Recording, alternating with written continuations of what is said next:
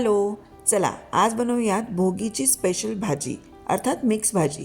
व्हिडिओमध्ये दिसणाऱ्या या सगळ्या भाज्या, शेंगदाणे, वाटाणे, हरभरे, गाजर, वांगे या सर्व भाज्या मी घेतलेल्या आहेत।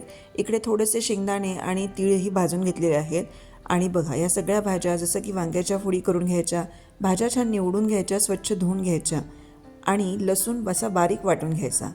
ही बेसिक मसाले वगैरेची सगळी तयारी माझी करून झालेली आहे आणि जास्त काही नाही, सोपी आहे ही भाजी। चला फोडणी घालूयात। सुरुवातीला तेल गरम करायचे आणि त्याच्यामध्ये छान मोहरी तडतडू द्यायची आहे। आता याच्यामध्ये लसूण आणि जिरं हे कुटलेलं वाटण घालूयात, थोडासा हिंग घालूया आपण आणि छान परतून घेऊयात। लसूण असा छान गोल्डन लालसर झाला की यामध्ये एक एक करून भाज्या घालायच्या आहेत। आपण हे सगळे दाणे पहिले घालून घेतले मी, त्यानंतर शेंगदाणे घातले याच्यात।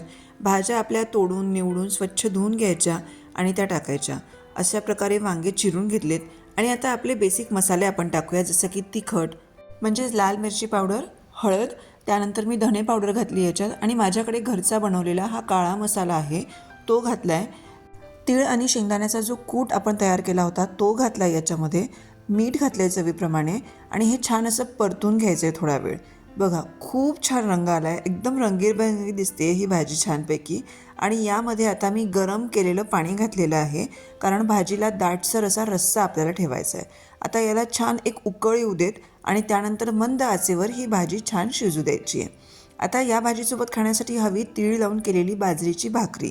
सो भाकरी आपल्या सर्वांनाच ऑफकोर्स येतेच। पटपट मी दुसऱ्या साईडला छानपैकी गरम गरम भाकरी तयार करून घेतल्या। अगदी सोप्या आहेत भाकरी। आणि त्यानंतर त्याच्यावरती छान असं तीळ पेरून घेतलेत, छान त्याला असं प्रेस करून स्टिक करून घ्यायचे तीळ। आणि बाजरीची ही छान भाकरी आपल्या तव्यावर खरपूस अशी भाजून झालेली आहे।